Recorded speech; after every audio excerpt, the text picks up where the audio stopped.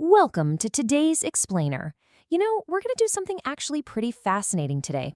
We're breaking down this incredibly short, kind of simple-looking piece of micro-content to figure out exactly how digital creators engineer a deeply melancholic vibe. I mean, think about it. We live in a world where we're literally scrolling past hundreds of things a day, barely even registering them. But every now and then, ma'am, a fleeting few seconds completely grabs us and makes us feel something incredibly profound.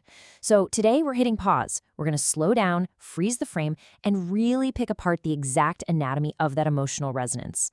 So let's kick things off with a big question driving this whole explainer. How in the world does a fleeting YouTube short, something literally engineered to be watched and forgotten in half a second, carry such a heavy, poetic punch?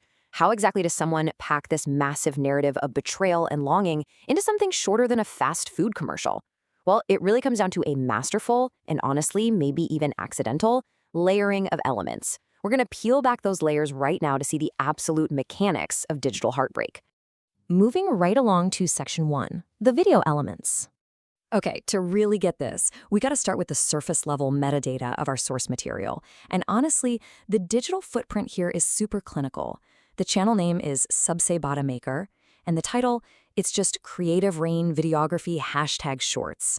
Notice how completely literal and technical that English title is? It reads like a portfolio piece, right? Or maybe a software tutorial.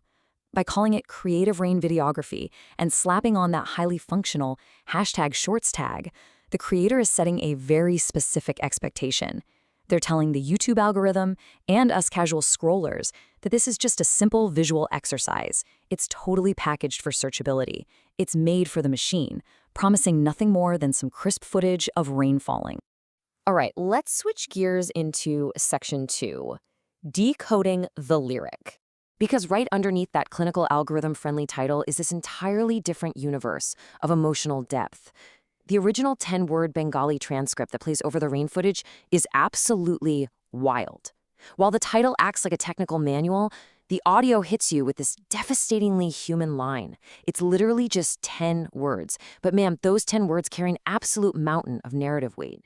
They just cut right through that sterile, SEO-optimized packaging to deliver a raw, visceral human experience. And to really grasp just how stark this contrast is, we need to break down exactly what these words mean. To feel the heavy, emotional weight here, we have to zero in on one specific word, Basar. We have to understand what a Basar means in Bengali culture. This isn't just any regular bedroom. It's a bridal chamber. It's a room meticulously prepared for a wedding night. It represents this space of ultimate sacred intimacy and new beginnings. So when the audio cries out, which translates roughly to, "In whose bridal chamber are you sleeping, friend? For whom do you adorn yourself?" it implies an absolutely devastating betrayal. The speaker is literally picturing the person they love getting intimately dressed up for someone else.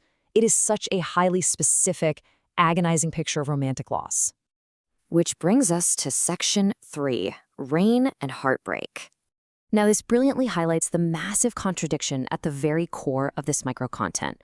On one hand, you have the clinical framing, creative rain videography shorts, but on the other, you have this incredibly passionate, heartbreaking translation in the audio, "In whose bridal chamber are you sleeping, friend?" Rain is a universal cinematic shortcut for sadness, isolation, and melancholy, right?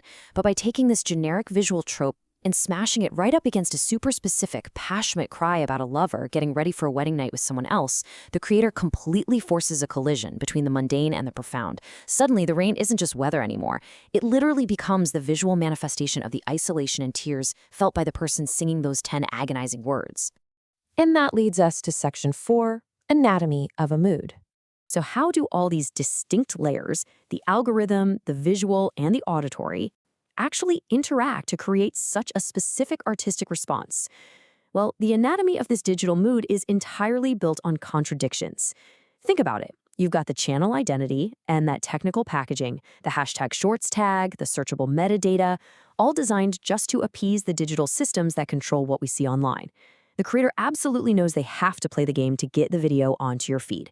But the actual soul of the piece, the emotional core, that is entirely found in the Bengali audio detailing romantic betrayal. By mixing this cold, calculated metadata with an incredibly poignant line of human sorrow, the creator elevates what should have been throwaway micro-content into a surprisingly dense, layered piece of digital art. It perfectly captures the modern internet experience.